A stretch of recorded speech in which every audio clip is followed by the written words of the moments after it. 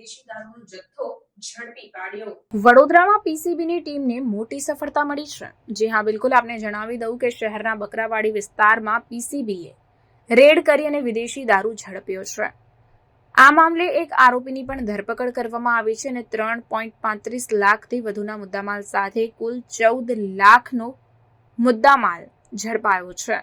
સાથે સાથે 2 મોપેડ તેમજ એક 4 વ્હીલ ગાડી પણ ઝડપી લેવામાં આવી છે અને આગળની કાયદેસરની કાર્યવાહી હાથ ધરાઈ છે।